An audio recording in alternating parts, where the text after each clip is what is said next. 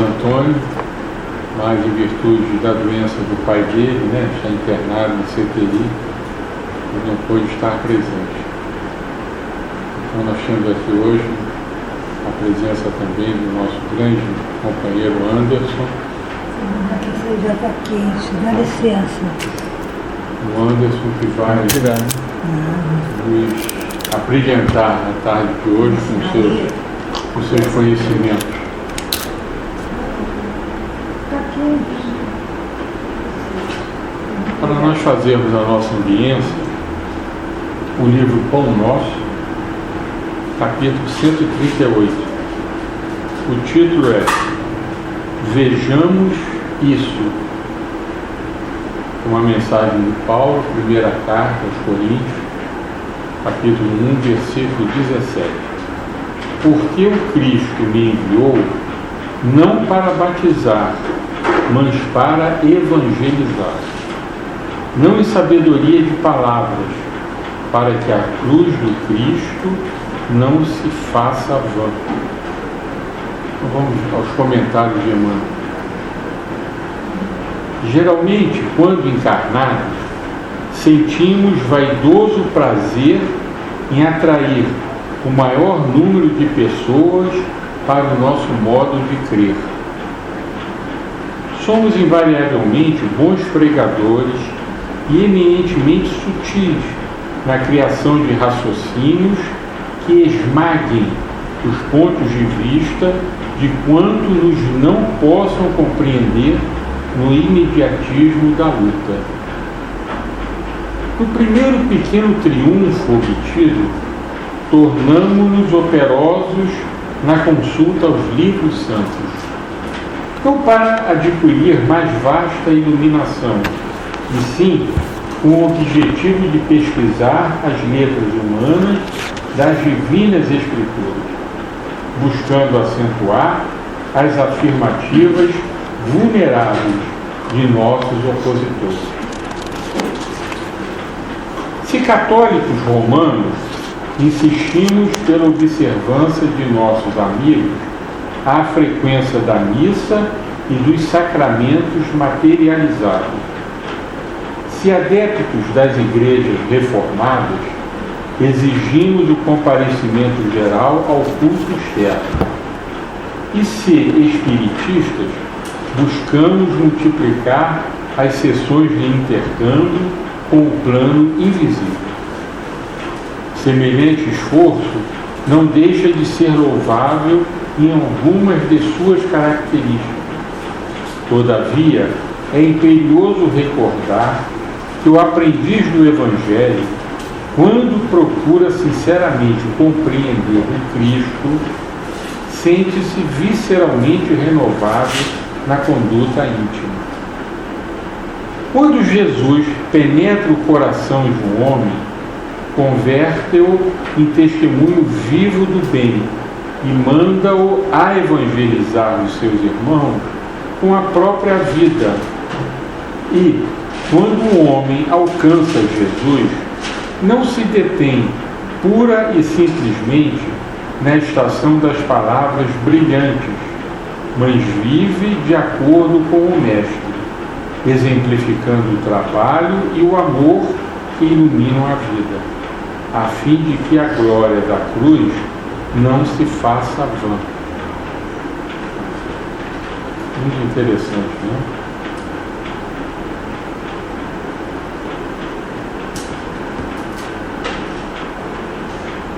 Vamos então elevar o nosso pensamento para a nossa prece inicial.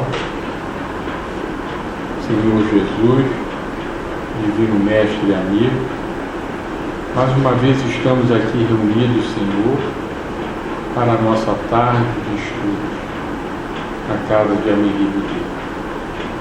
Que a Tua luz, Senhor, se faça presente em nosso ambiente, que a Tua luz nos envolva, Senhor, tanto nós encarnados, quanto a todos os desencarnados que aqui estão presentes. Abençoe, Senhor, os nossos trabalhos da tarde de hoje. Intua, Senhor, o nosso palestrante, o nosso irmão Anderson, para que ele possa, mais uma vez, fazer a sua palestra, que sem sombra de dúvidas vai ser de muito benefício a cada um de nós. E assim, Senhor, em Teu nome, nós pedimos permissão para darmos início aos trabalhos da tarde. Que assim seja, graças a Deus. Então, boa tarde. Jesus nos inspire e nos envolva. Nós vamos estudar alguns capítulos. No capítulo 5,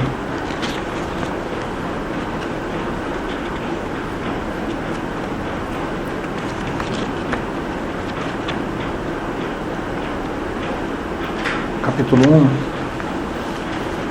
nós vamos ver a figura do Cristo. Jesus não veio à terra destruir a lei, segundo ele. Que lei é essa? A lei, historicamente falando, é a Torá judaica. Jesus não veio à terra criar uma religião. Ele nunca deixou de ser judeu, ele nunca renegou o judaísmo. Jesus veio implantar na terra uma vivência diferenciada. Ele realmente não veio trabalhar em cima de teorias. Ele não escreveu nada. Aonde estão os escritos do Cristo? Como marcas na memória de quem teve contato com ele. Jesus marcou essas almas para sempre, com a vivência dos preceitos que pregava. Ele não só pregava, mas ele vivenciava. Então ele veio trazer não uma nova religião, mas uma nova forma dos seres humanos se comportarem no mundo. O grande desafio da alma quando ela renasce é vencer a si mesmo. O nosso grande desafio é a gente conseguir romper com os vínculos do passado, as ações negativas que nós estamos acostumados ao longo dos milênios. O Cristo veio à Terra, num momento histórico, marcar as nossas almas para sempre. Nós nos tornamos amadurecidos para o ensino simples do amor. Ama ao teu próximo. É simples isso. Mas não é simples para nós, que temos ainda a nossa visão muito deturpada pelos apegos, pela barbárie, pela violência, pelo orgulho e pelo egoísmo. Então Jesus, ao chegar à Terra, em 3 anos, prega a Boa Nova. Junta discípulos, as pessoas se aglutinam em torno deles. E a grande maioria dessas pessoas tiveram que dar testemunhos de vida. Elas não podiam simplesmente bater no peito e dizer: eu aceito Jesus. Não era possível naquele momento. Por quê? Porque você tinha o rigor judaico, o apego à lei, né? O apego à escritura, ao rito, a exigência de você seguir os preceitos,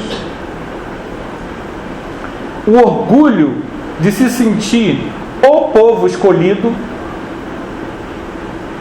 Se a gente olhar o Velho Testamento, a gente vai ver diálogos em que Yahvé declara que o povo de Israel é o povo escolhido, e eles se julgam o povo escolhido. Isso traz, quando você se julga o escolhido, isso traz, ainda que você tenha uma alma boa, isso traz arraigado uma empáfia, né?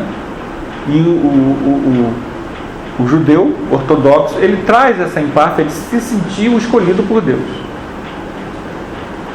E por outro lado você tem Roma, que tem o orgulho como lema. Os romanos têm no orgulho, na bravura, o seu lema. A paz romana, o que era a paz romana? Os romanos pregavam que para ter a paz, eles tinham que ir lá conquistar aquele povo. Pronto, tinha paz. Não era a paz de acordo, não. Era a paz de chegar lá e concordar. Conquistar o povo. Então era a pax romana. Essa era a pax romana. Era a pax do dominador, né? Então, naquele momento, se falar de paz e amor, não era tão fácil como agora. Agora a gente pode falar de paz e amor, de fraternidade, mas naquela época não era possível falar isso sem que isso tivesse consequências profundas na vida daquelas pessoas. Então, Jesus só poderia ter sido seguido se as pessoas estivessem marcadas no seu íntimo pelo impacto da sua presença. Qualquer pessoa poderia ter vindo falar de amor ao próximo. Mas o Cristo, sendo um ser cósmico, quando ele vem e fala, ele marca na alma de todos. Ele implementa uma nova ordem, uma nova era, um novo momento na história da humanidade. Muitos de nós não estávamos nem próximos daquela região, mas todos nós, ao longo dos séculos, sorvemos essa mensagem. Tinha deturpações quando nós recebemos essa mensagem? Muitas, né? Muitas. Mas a essência, ama ao próximo como a ti mesmo, serve ao teu próximo, doa-se, entregue-se, isso nunca deixou de ser repassado. Nós, no entanto, ficamos muito apegados a nós mesmos, aos nossos problemas emocionais, às nossas vontades, os nossos orgulhos, os nossos apegos. E aí, ao passar do tempo, o conhecimento espiritual, ele foi ficando esquecido. Era mais fácil você criar rituais e práticas que fizessem o quê? Que te promovessem ao céu sem o esforço da renúncia de si mesmo, da entrega ao amor ao próximo, da assistência, da bondade, da fraternidade. E isso gerou uma série de complicações, uma série de religiões, uma série de práticas que nada tinha a ver com a prática original do Cristo, que essencialmente não era uma prática religiosa, mas era uma vivência, como Emmanuel lembrou. A doutrina espírita surge no século XIX como consolador prometido, porque vem reavivar a nossa memória desse detalhe. Não é uma igreja que salva, não é uma pessoa que salva, é o amor que liberta. E o amor, ele não pode ser uma pregação teológica. Nós não podemos passar pela vida como espíritas sem nos exercitarmos no amor. É um desafio, é um imperativo. Por que a doutrina espírita ela trabalha, eu estou dizendo que é um imperativo? Pela lógica espírita. Ela não diz assim, você tem que fazer. Ela não diz isso. Ela vai mostrar por que só o amor liberta. Eu acho isso muito mais interessante. Ela mostra o porquê.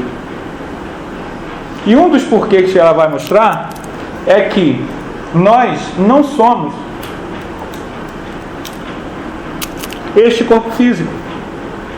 Nós somos espírito imortal. Então, um dos grandes embates que a doutrina espírita vai ter, já no século XIX, é tentar mostrar à humanidade que nós sobrevivemos após a morte, que nós continuamos existindo, que nós somos espíritos e não corpo físico. E como espíritos, precisamos dominar o corpo físico, dominar a matéria.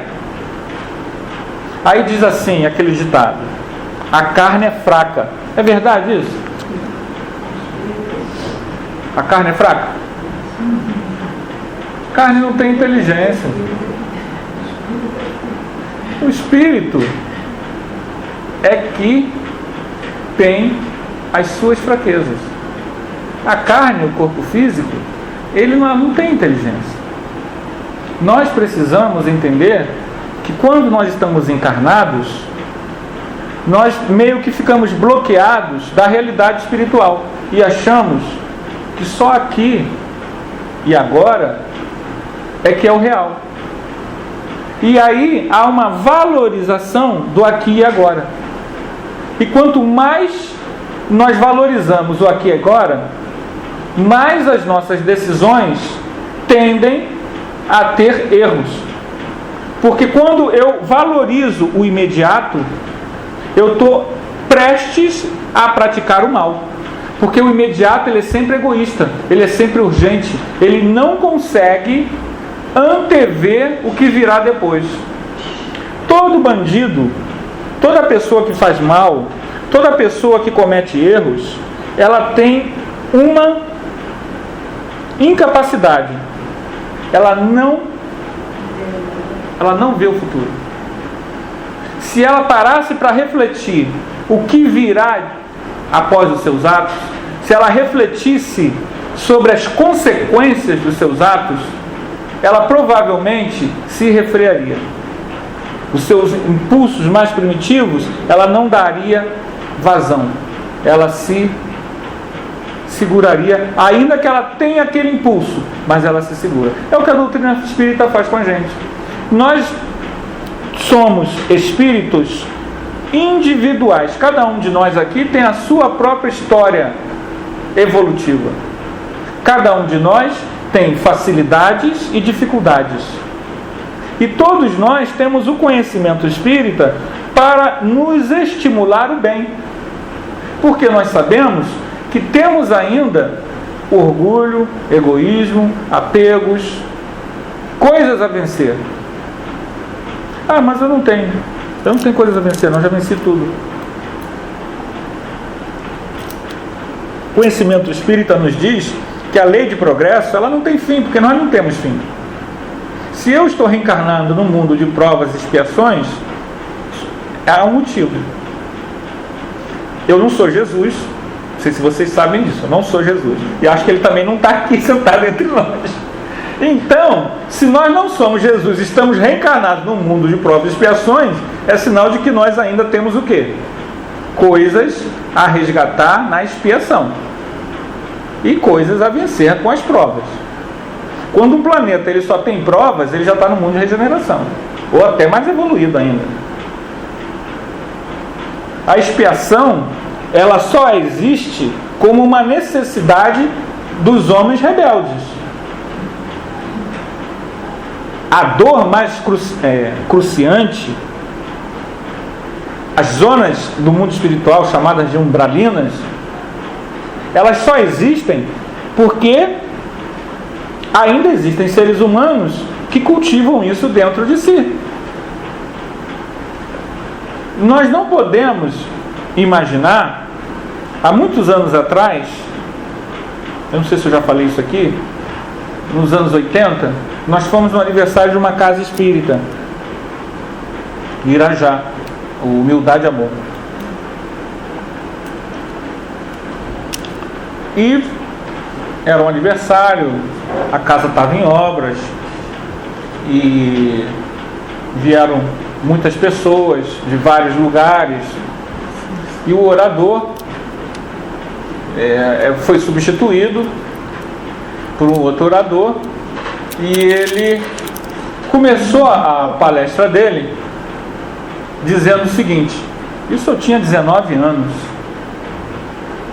19 anos. Não existe mais umbral. Umbral não existe mais. Por isso, na nossa casa, ele falando, não sou eu não, ele falando, não tem mais reunião de desobsessão, porque não precisa mais doutrinar, porque não tem mais umbral. Acabou a reunião. A palestra, ele começou a palestra assim, então aquele monte de diretor de casa de espírito, tudo quanto é lugar, levantou, começou. Eu mesmo, com 19, falei: de onde que o senhor tirou isso? Eu me lembro que eu fiz essa pergunta. do livro Nosso Lar. Narcisa já foi com André Luiz e acabou com Brau. Ali eu vi, pela primeira vez, como nós espíritas, muitas vezes, pela nossa arrogância intelectual, podemos ficar fascinados. Aquilo era uma ideia de um fascinado. O grupo todo mediúnico dele, a gente pode dizer que está fascinado. Por quê? Porque, gente, para não existir umbral, não pode existir todas essas atrocidades que a gente tem visto. Eu não posso dizer daqui da Terra que não existe isso, se existem hoje pessoas aqui na Terra assim, renascendo assim, e que vão desencarnar assim. Estão entendendo? As zonas inferiores do mundo espiritual só existem porque nós ainda temos nossos problemas.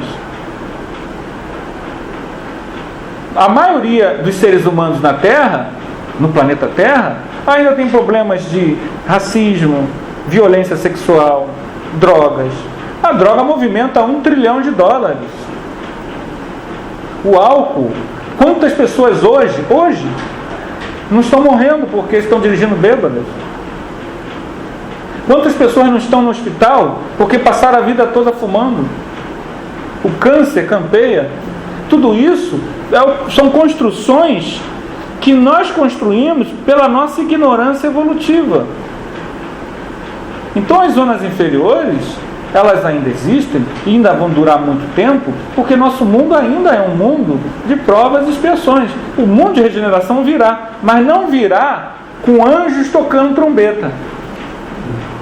Não virá, uma vez na nossa reunião mediúnica, há muitos anos, veio um espírito, eu sou o comandante Aguiar. E nós somos comandantes de uma tropa estelar. Nós vamos resgatar os que serão salvos da grande hecatombe. Eu falei, nossa senhora! E aí, para você explicar para o grupo que aquilo tudo era fascinação, espírito mistificador. Por quê? Não existe salvação. Aí é que a gente tem que entender a compreensão espírita. Não existe salvação de fora. A salvação é interna. Eu não posso esperar que um comandante de frota estelar venha com um disco voador me resgatar. Isso é até egoísta. Olha a humanidade, são 7 bilhões de pessoas. Eu vou pensar em mim? Não, eu vou para o alto do morro esperar a nave chegar. Tem gente que faz isso. Mas é egoísmo. Tem gente que fica desesperada. Ano 2000, uma parente da minha esposa, ela ligou para minha esposa chorando que ia chegar o ano 2000 e que ela tinha ligado para os 2 filhos, que ela queria passar o ano 2000 com os 2 filhos, que se o mundo acabasse. Aí a minha esposa no telefone falando com ela e eu rindo. Eu sou ainda muito inferior. Ela rindo, ela falando e chorando no telefone. Eu falei, por quê? O que foi? Quando eu soube o que era, eu comecei a rir. Fala com ela como não vai acabar no ano 2000. E o ano 2000 passou e acabou. Agora estamos em 2012, né? Vamos passar por isso. Os suscitaram. Lembro, é? Nós vamos esperar acontecer. Porque, infelizmente, a gente tem um mecanismo de acreditar em coisas sensacionais. Quando se fala nessas coisas, você arrebata multidões. Quando você diz, meus irmãos, o que precisa é amar o próximo. Aí as pessoas, hein? Ah, tá bom. Hein? Aí vamos saindo de fininho. Porque nós não estamos acostumados à grande renúncia, que não tem nada a ver com apocalipses, tragédias. Porque vejamos bem, o homem de bem, que pratica o bem, que vivencia o amor ao próximo, está com a consciência tranquila. Ele ainda é imperfeito, ele ainda tem coisas a corrigir, mas se ele tiver que desencarnar, ele vai desencarnar tranquilo, porque o espírita sabe que ele não é corpo físico. Então pouco importa se ele vai morrer sozinho ou com 1 bilhão de pessoas junto. Isso não tem a menor importância. Criar que vai, então tem que... Isso prova que a gente não está compreendendo, o espírita não está compreendendo a essência da doutrina. Aquele que ama não se preocupa com Apocalipse.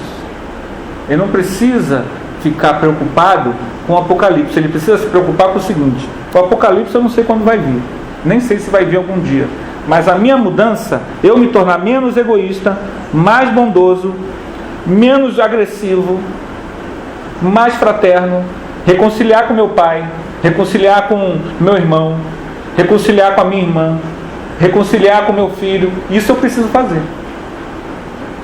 Voltar a falar com aquele irmão que eu não falo há tanto tempo, voltar a falar com o pai, ir falar com a mãe, visitar o avô, visitar a tia que está doente, visitar aquele outro pai, aquele primo que ficou afastado, que fez isso e aquilo, perdoar aqueles que nos perseguem, orar por eles sinceramente, pelo vizinho perturbador, querer o bem dele, a felicidade dele, botar o nome dele na caixinha. Isso é que é o nosso desafio. Ajudar aquelas pessoas que necessitam. Tem pessoas necessitadas. Nós precisamos estender o nosso olhar para aqueles mais necessitados. Tem muita gente sofrendo, precisando. Mas eu não tenho dinheiro? Mas você pode se juntar num grupo que faz assistência, praticar o bem. Junta. Há muita solidariedade, muita gente fazendo bem na terra. Nós podemos escolher um local que faça o bem e nos juntar a ele. Não quer dizer que a gente vai necessite ser rico para isso. Mas isso as pessoas não querem. As pessoas querem o 2012, o Apocalipse, o resgate das naves, essas coisas mais retumbantes e que não significam o seguinte: na verdade, um retorno às coisas passadas. Não tem nada de nova era isso. Isso é um retorno ao passado. A gente que faz história, eu sou professor de história. No ano 1000, na Idade Média, foi a mesma coisa. Quando o ano 1000 estava chegando, as pessoas se matavam, as pessoas queriam ir para Jerusalém, as pessoas iam para Roma, as pessoas desesperavam, aqueles pregadores dizendo que no ano 1000 o mundo ia acabar. Tudo isso, 1012 anos atrás, isso já existia. Os pregadores de Apocalipse, 1012 anos atrás. Então isso não tem nada de novo. Aí diz nova era, resgate interplanetário. Isso não tem nada, isso é antigo. O novo ainda é o amor ao próximo. Por que eu digo que é novo? Se Jesus falou isso há 2000 anos. Novo porque a gente não faz. É novo porque a humanidade ainda não pratica. E a gente tende, como falou Emmanuel, a nos tornarmos profissionais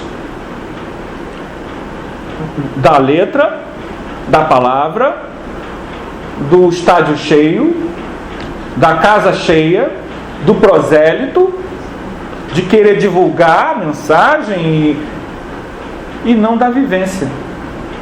É muito sutil isso, porque a vivência, ela muitas vezes, ela exige de nós mudança de comportamento.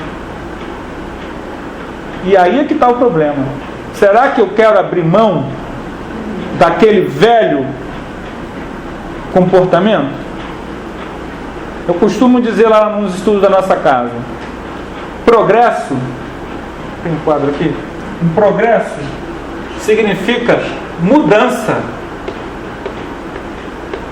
Se eu não mudo, não há progresso. Se eu não modifico a minha forma de pensar sobre as coisas, eu não estou progredindo.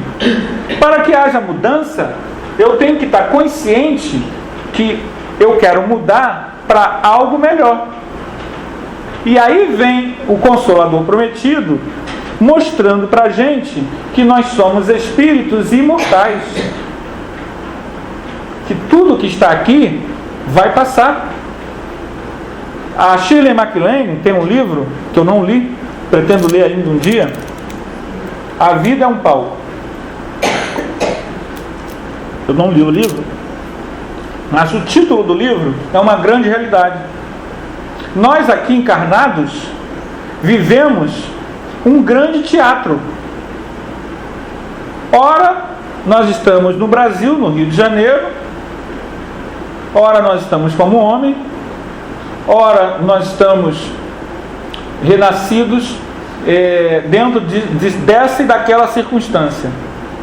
Se olharmos as últimas 1000 encarnações nossas, nós vamos ver que nós ocupamos vários papéis em vários lugares. E o nosso desafio é, a cada nova encarnação, nós não perdemos o foco de que nós somos espíritos imortais e não aquela pessoa ali, porque senão a gente começa a botar os pés pelas mãos. A doutrina espírita, ela surge na Terra como o lembrete do conhecimento espiritual. Você já começa a ter na doutrina espírita espíritas pela segunda vez, pessoas que já foram espíritas, estão renascendo de novo, e tem até espírita pela terceira vez. Pessoas que estão fazendo nas Olimpíadas, você tem aquele revezamento 4x100, em que um vai tocando bastão para o outro, né? Um corre até um dado momento, depois nós já estamos fazendo isso. Algumas pessoas hoje já estão na segunda ou terceira encarnação como espíritas, fazendo revezamento, buscando a sua mudança, usando esse conhecimento para o seu crescimento espiritual. Esse conhecimento que diz o seguinte: eu já vivi muitas vidas, eu já estive em muitos papéis, e o meu grande desafio é a dedicação às coisas nobres. Todos os seres humanos que valorizaram a sua vida se dedicando à nobreza venceram a encarnação. O nosso problema é que nós trazemos séculos e séculos de ócio em que renascemos sem nada contribuir para o planeta. E quando chega uma doutrina que diz: nós precisamos amar o próximo, nós precisamos entrar nessa corrente solidária de amor, de serviço solidário, e aí a gente prefere, não, isso aí não, prefere coisas mais fáceis. O conhecimento espírita, ele nos ajuda a nós valorizarmos verdadeiramente o serviço útil, o trabalho nobre, que pode ser também na área profissional. Muitas vezes, eu estava pensando hoje, nós não temos uma casa espírita com o nome de Albert Sabin. Engraçado, né? E foi uma pessoa que dedicou a sua vida para a melhoria da humanidade. Ele inclusive injetou nele mesmo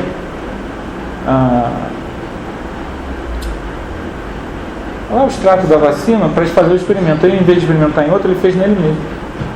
Então ele se entregou a vida por inteiro servindo a humanidade. A pessoa que inventou a vacina, que nós somos gratos, a pessoa que começou a forjar os óculos, ou as pessoas, todas essas pessoas não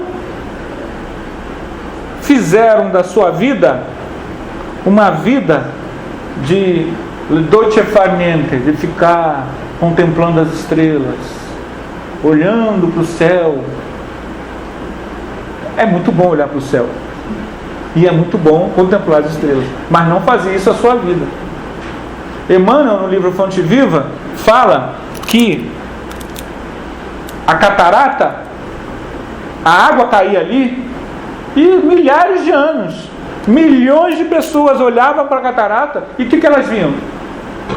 A água caindo. Num belo dia, alguém percebeu que aquilo ali poderia ser o quê? Fonte de energia. e estudou e talvez tenha se dedicado a vida toda para que nós hoje pudéssemos usufruir da energia. O motor a vapor, a mesma coisa. Alguém percebeu que aquele movimento do vapor quente poderia fazer com que rodar as coisas.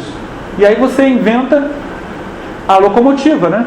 Que o ar quente ele acaba fazendo uma pressão e aquilo vai fazendo o motor a vapor e o mundo se modifica. Você cria a locomotiva, os navios, que tudo não existia. Essas pessoas, para chegar a esse conhecimento, tiveram que dedicar sua vida. A gente fez um estudo, não querendo aqui fazer uma crítica aos artistas e às artes em geral. Mas a grande realidade é que hoje eu moro em Madureira, eu moro em Oswaldo Cruz, Madureira. Eu rodo ali tudo. No sábado, eu rodando por Madureira, eu vi mais de 20 botecos com shows de tudo quanto é tipo de música. Mais de 20. Eu fiquei assim, falei, cara, como está dando dinheiro, né? Não tem alguma coisa contra? Não é isso que eu quero dizer. Eu quero dizer o seguinte: a vida, muitas vezes, eu nem sei se aquelas pessoas, eu não sei da vida daquelas pessoas. As pessoas podem ter uma profissão, estão ali, né, um sábado para poder. Mas eu não estou pensando nisso, estou pensando no seguinte: a nossa sociedade está muito lúdica, ela está muito na busca do prazer, do hedonismo. E, por outro lado, a gente estava aqui conversando antes do início, você teve uma greve nas federais do Brasil inteiro, em que as cabeças pensantes, professores universitários do Brasil inteiro estavam dizendo que não tem condições. E não houve sensibilidade das autoridades políticas em dar um aumento, e eles também não abriram mão, porque se essas pessoas são as cabeças pensantes do Brasil inteiro, e todos eles, do Oiapoque ao Chuí, estão dizendo que o salário que eles estão ganhando é muito pouco, e é menos da metade que ganha um vereador. E a gente começa a perceber o seguinte: nenhum país progride sem ter essas cabeças, sem você valorizar o estudo, a pesquisa. E deu no que deu. Os alunos ficaram prejudicados, o desânimo do professor acaba passando para os alunos, né? E a gente vê um monte de bares, todo mundo quer ser cantor de pagode. Já que não pode ganhar dinheiro estudando, vai ser cantor de pagode. Ele ganha 5 mil no final de semana, então que o professor vai ganhar um mês inteiro. E aí vai estudar para quê? Para que vai dedicar a sua vida ao planeta Terra, para a melhoria das pessoas? E aí você tem esse problema, em que a desvalorização da busca pelo saber aumenta a valorização da busca pelo prazer, do prazer pelo prazer. Isso leva a um desafio que está proposto ao espírita, que vive nesse mundo, que precisa ter lazer, gosta de dançar? Vá dançar. Gosta de sair à noite? Vá sair à noite. Mas precisa entender que a vida não se resume a isso.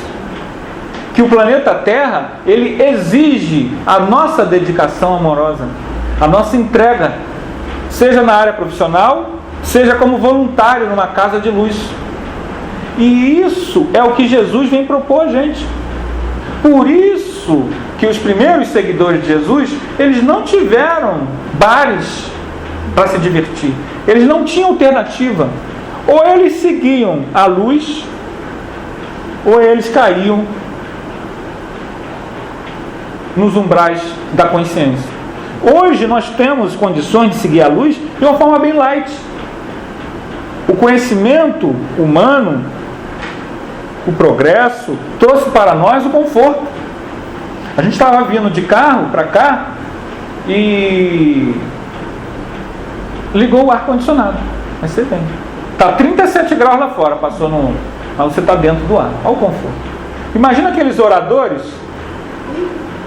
dos anos 30, 40, que não tinha nem carro, porque o carro era muito difícil, né? Tinha que se locomover, e não tinha o conforto do ar-condicionado. Então, a gente vive momentos de muita prosperidade. O mínimo que a gente pode fazer é usar do nosso conhecimento, do nosso tempo, visando a melhoria das pessoas, seja na área profissional, seja na área de voluntário, seja na casa espírita.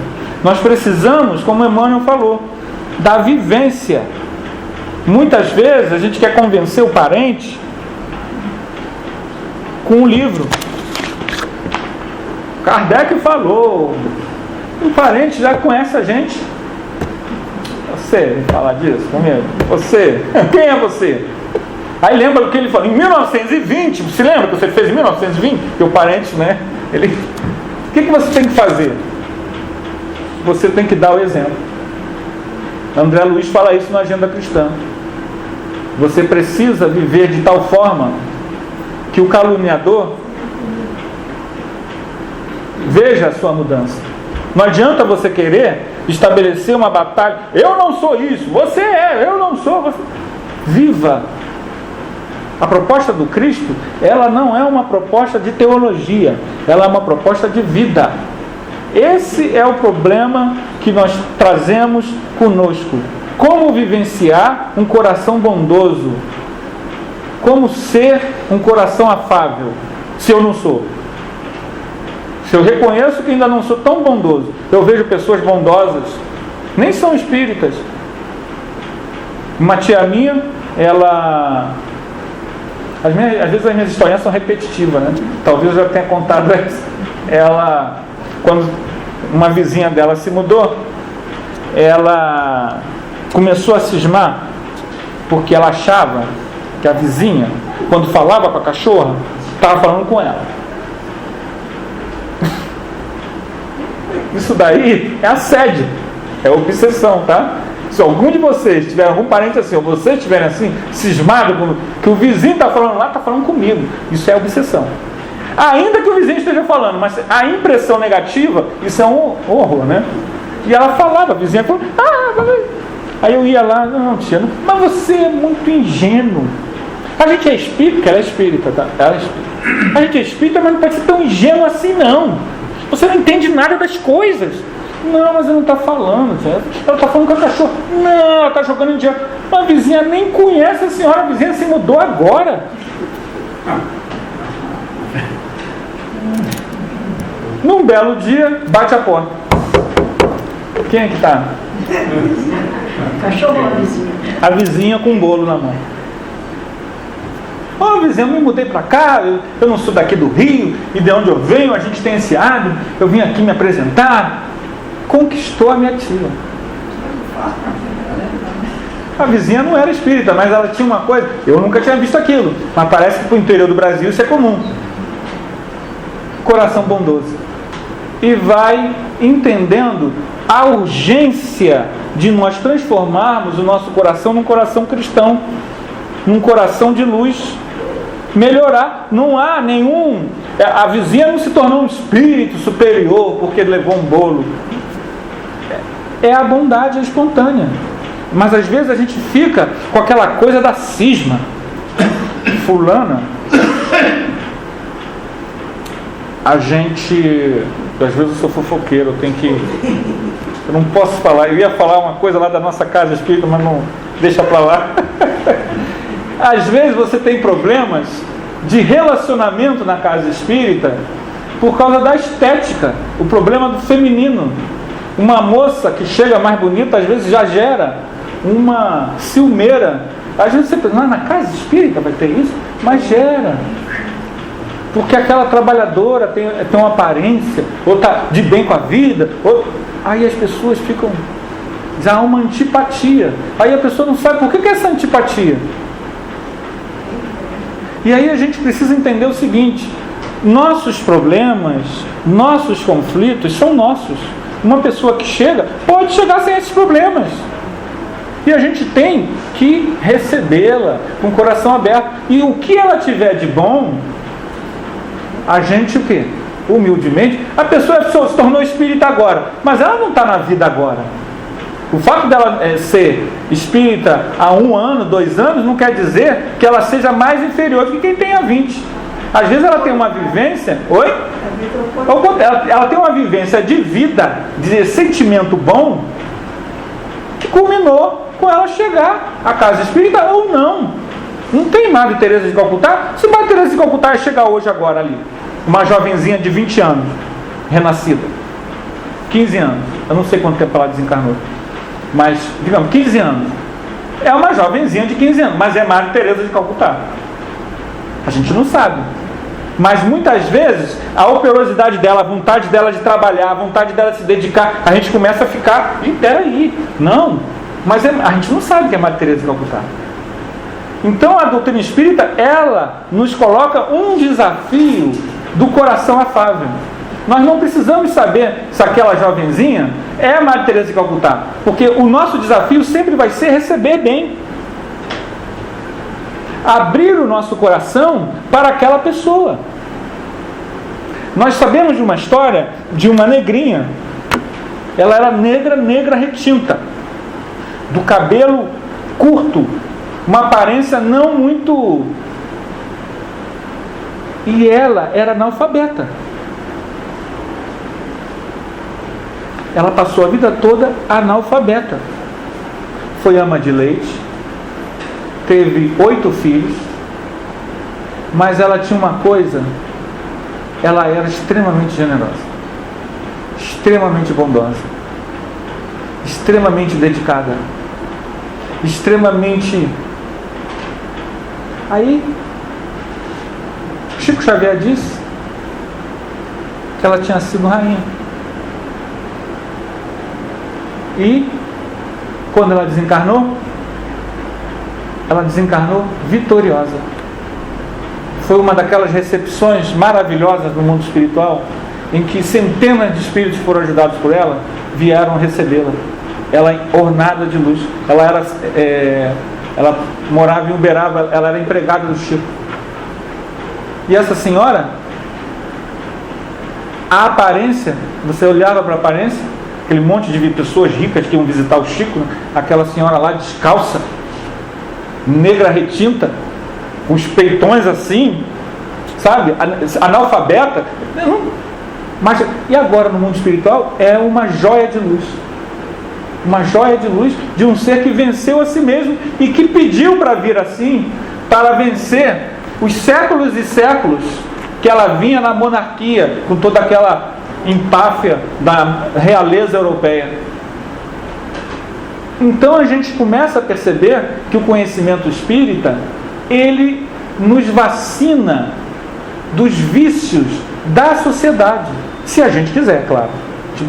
Se a gente não quiser, a gente não usa nada disso. Mas o conhecimento espírita vai nos trazendo a necessidade da simplicidade, da humildade, do desapego, até da própria imagem, mas não da autoestima, de se amar e amar o próximo, de ter um coração bondoso que se entregue. Esse é o desafio do que o Cristo propôs para a gente. O Jesus não propôs para a gente que a gente tenha que fazer rituais, tomar banho para se purificar, tomar um pedacinho de pão ou um pedacinho de vinho, ou qualquer outro ritual, ficar 20 dias sem falar. Não é nada disso. O nosso desafio é íntimo, o da vivência diária da fraternidade, da bondade, da afabilidade, do amparo. As pessoas muitas vezes podem ter, por exemplo, a separação dos casais. Isso não pode significar o ódio mútuo, a raiva, a pessoa, como disse a Sueli Calda-Schuber numa palestra, a pessoa não pode... tem gente que Nós tivemos um caso, como eu sou fofoqueiro, nós tivemos um caso lá na nossa casa, que veio à nossa casa, que a gente dirige a reunião mediúnica e dirige o atendimento fraterno, então a gente vai coletando casos, né? E o jovem de 30 anos, a esposa pediu separação. E ele tentou se suicidar. Tentou se suicidar com 30 anos. A pessoa está com o foco errado. Nós amamos o nosso cônjuge, ótimo, mas ele não pode ser a razão de viver, porque aí não é amor. Como bem lembrou o Solical da Schubert, é paixão. Quem ama, liberta, não prende. A pessoa muito ciumenta, que não deixa a pessoa ter amigos, não, meu marido não pode ter amigas. Isso é paixão, isso já é um processo obsessivo, auto-obsessivo. A pessoa tem que vigiar, porque quem ama, liberta, quer ver o outro bem. Às vezes, exatamente o contrário. Esse movimento de sufocar acaba o relacionamento. Suelical da Schubert vai mostrar para a gente o quê? Aquilo que no Evangelho segundo o Espiritismo, ele nos lembra tão bem, das famílias espirituais. Nós vivemos em grupos espirituais, que são milhares de pessoas que fazem parte do nosso grupo. No caso do rapaz, se o relacionamento se deteriorou e acabou, a vida vai se encarregar de quê? Ele não sabe disso ainda. Mas a vida vai se encarregar de quê? Ele vai encontrar outra pessoa lá na frente. Porque o grupo espiritual dele, alma gêmea não existe. Né? Não existe aquela pessoa que você tem que passar milênios. Todos nós temos milhares de encarnações. E já tivemos uma pessoa que a gente já viveu 20 vidas, 30, outra com 30, outra 5, outra 6. Tem pessoas que a gente foi pai dela em 8 encarnações. Tem pessoas que a gente foi pai dela em 10. Os grupos familiares evoluem juntos. E como lembra no Evangelho, quando um não está bem, a gente vai lá e socorre. Não existe essa coisa de que não, eu vou aturar ele, porque eu não quero vê-lo na próxima vida nem pintado de verde. Ele faz parte do teu grupo espiritual. Se ele não está bem, se você tem consciência disso, qual é o dever, gente, de quem ama o próximo? É renunciar, não quero te ver mais, nunca mais. Não, é ir lá e amparar. Esse amparo pode ser na próxima encarnação com marido e mulher, pode não ser, mas a necessidade de você ter um coração bom e afável para todas as pessoas, de estar receptivo àquelas pessoas com quem você viveu. Então, o conhecimento espírita, ele vai trazer para a gente essa renovação que Jesus trouxe há 2000 anos atrás, a renovação do coração. O nosso desafio hoje não é ser orador brilhante, escritor brilhante, o que for, que seja externo, casa com milhares de pessoas. Nosso desafio hoje é nos tornarmos, no mundo que a gente vive, na nossa casa espírita, com quem chega, com quem vai, com nossos familiares dentro de casa, com os amigos da esposa, com os amigos da filha, bondosos, afáveis, com as pessoas mais necessitadas. A gente estava na feira sábado, aí vi um rapazinho, eu estava na barraca comendo pastel. Tio, o senhor paga um pastel? Falei, está pedindo comida, não está pedindo... Falei, não, claro. Aí eu posso pedir também um caldo de cana? Pode pedir. Isso não é nada demais, né? Não é nada demais. Mas a gente fica, não vou dar nada não sei o quê. O coração bondoso, claro que você às vezes não pode dar, não está em condição de dar naquele momento, se está com alguma urgência, mas a gente tem que estar predisposto a ser large, a ser uma pessoa que não viva só para si e para os seus, mas que esteja aberto até a dor do companheiro. Às vezes o companheiro de casa espírita está desempregado, passando até necessidade. Nós vimos isso na nossa casa. Gente passando, a gente entrega a bolsa, mas às vezes o trabalhador precisa de bolsa. Aí alguém diz, olha só, chega aí, conversa com a fulana, porque eu acho que ela precisa de bolsa. Se ela não quiser vir no dia, né? Que às vezes a pessoa que é trabalhadora fica envergonhada, mas às vezes a gente precisa ter esse olhar de ver que o outro está necessitado. Gente, é uma conversa, eu não sou orador, eu sou mais um bate-papo, né? Que Jesus possa nos estimular a esse coração bom, que Jesus, o nosso guia, possa ser aquele instrumento, aquele modelo para que nós possamos enfrentar o desafio da vida diária. A gente não vai ser uma nova Maria Teresa de Calcutá, um Vicente de Paulo ou um Chico Xavier, mas na nossa vida, dentro das nossas casas, que nós possamos ter eles como exemplos para que nós possamos exercitar essa caridade diária uns com os outros, tá? Obrigado pela oportunidade.